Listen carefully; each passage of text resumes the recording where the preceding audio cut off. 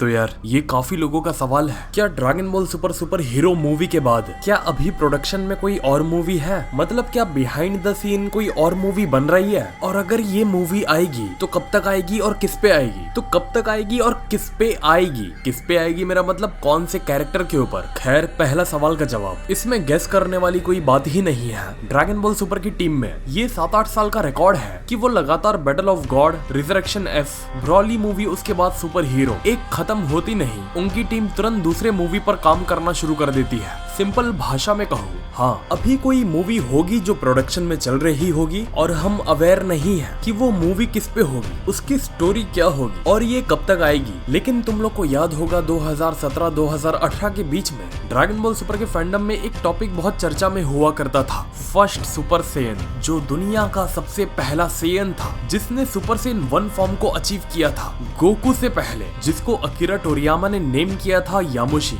ये यामोशी नाम का सेयन गोकू से 1000 साल पहले सुपर सेयन बन चुका था और ये कैनन स्टोरी है। जो लोग नए हैं चैनल पर उनको बता देना चाहता हूँ, गोकू वो लेजेंडरी सुपर सेयन नहीं था। गोकू के सुपर सेयन जाने से पहले तुमने ध्यान दिया होगा, उस वक्त प्लेनेट वेजिटा के टाइम पर ये सभी सेयन्स को पता था कि उनमें से कोई एक सुपर सेयन जैसी चीज को अनलॉक करेगा। अब ये उनको पता कैसे था? किसने बताया था उनको सुपर सेयन के बारे में? वो पहले के सेयन सुपर सेयन जैसी चीज से इतना अवेयर कैसे थे?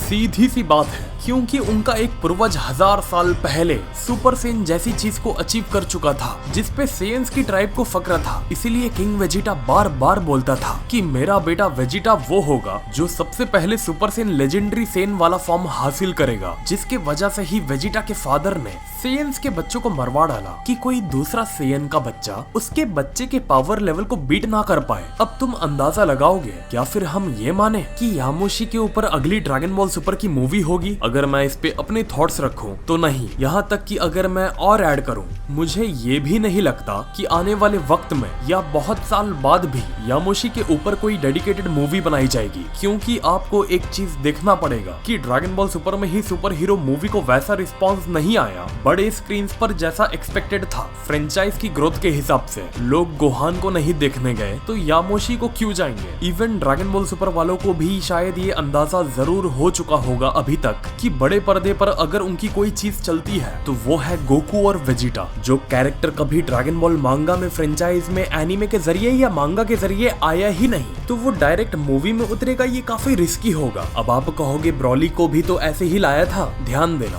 ब्रॉली को लोग 20 साल से जानते हैं और यामोशी से हम सिर्फ 3-4 साल से वाकिफ हैं। अब ये हो सकता है कि हाँ, ऐसी मूवी आए, गोकू को वेजिटा को 20 लेके चले जाए 1000 साल पास्ट में, लेकिन ये मोटिव समझ पाना मुश्किल है। आखिर 20 लेके जाएगा क्यों? क्योंकि 20 ऑलरेडी टाइम ट्रेवल के अगेंस्ट है और 20 बता चुका है तुम अगर पास्ट में जाओगे और कुछ छेड़छाड़ करोगे तो वापस आके तुम्हारे प्रेजेंट के लग जाएंगे। तो आसानी से कहूँ, मुझे नहीं लगता 20 यामोशी के पास लेके जाएगा गोकू को मूवी में मिलाने के लिए। लेकिन हाँ, यामोशी का जो कॉन्सेप्ट है वो एनीमे के लिए ज्यादा सूटेबल है कि 20 गोकू को 1000 साल पुराने विजुअल्स दिखा दे कि वो सेयन आखिरकार कौन था, जिसको लेके 1000 साल तक मिथ बना रहा कि सुपर सेयन जैसी कोई चीज भी होती है। यहाँ मैंने मिथ इसलिए कहा क्योंकि यामोशी के गुजरने के काफी साल बाद जब उसकी नई पीढ़ी आती गई और पीढ़ी बाय पीढ़ी ये मैसेज पास होता गया नई जनरेशंस को, तो जिसने देखा था उस वक्त वो तो यकीन करके देखकर गुजर चुका, लेकिन जिसने सुना था और जिसने सुन के सुनाया था, ऐसी पीढ़ी दर पीढ़ी सेयन्स के बीच में ये सुपर सेयन बनने वाली कहानी एक मिथ बन गई थी। यहाँ तक कि प्लेनेट वेजिटा का टाइम आते आते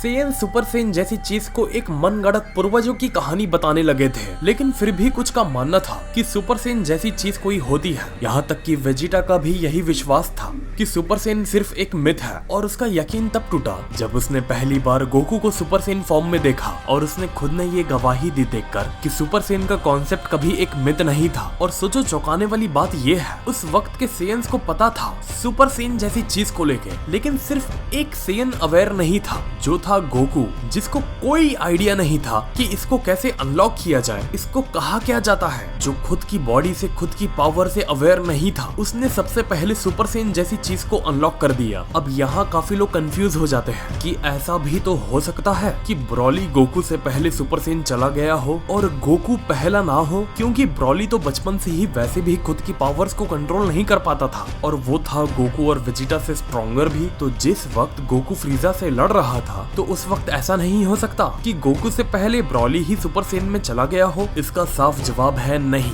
ब्रॉली को भी सुपर सेन में ट्रांसफॉर्म होना नहीं आता था। जब तक गोकू अल्ट्रा इंस्टिंक्ट में नहीं पहुंच गया तब तक ब्रॉली ने कभी सुपर सेन जैसी चीज को यूज नहीं किया, क्योंकि इसका जवाब ब्रॉली मूवी में ही रखा हुआ है कि ब्रॉली को सुपर सेन जैसे फॉर्म को कंट्रोल करना ही नहीं आता था। अगर वो चला भी जाता सुपर सेन फॉर्म में तो पैरागस के बस में नहीं होती कि वो ब्रॉली को फिर कभी कंट्रोल भी कर पाता। और ये हमने मूवी में भी देखा कि जब ब्रॉली सुनता है कि उसके फादर की डेथ हो चुकी है तो उसकी बॉडी काफी आउट ऑफ कंट्रोल होने लगती है, जैसे कि उसे खुद समझ नहीं आ रहा हो कि उसके साथ चल क्या रहा है अंदर ही अंदर। लेकिन फिर भी ये मुद्दा काफी डिबेटेबल है। चांसेस हो सकते हैं कि ब्रॉली ने गोकू से पहले सुपर सेन को यूज किया हो कभी गलती से, क्योंकि मूवी में भी ऐसा कोई साफ जवाब नहीं था कि ये ब्रॉली का पहली बार था या दूसरी बार। तो हाँ यार, आज के लिए बस इतना ही। अगर मेरी दी हुई इन्फो आपको अच्छी लगी तो यार वीडियो को लाइक करो। टारगेट रखते हैं हम कम से कम 7000 लाइक का यार, और चैनल को यार सब्सक्राइब करो जिससे हम जल्दी से जल्दी 500K पर कुछ भी करके पहुंच पाए। और कमेंट करके बताओ कि क्या लगता है, क्या ब्रॉली जब वो गोकू को जानता नहीं था क्या वो सुपर सेन फॉर्म में गया होगा। तो मिलते हैं फिर अगले वीडियो में एक और नए टॉपिक के साथ। तो नमस्ते, खुदा हाफिज, सत श्री अकाल एंड गुड बाय।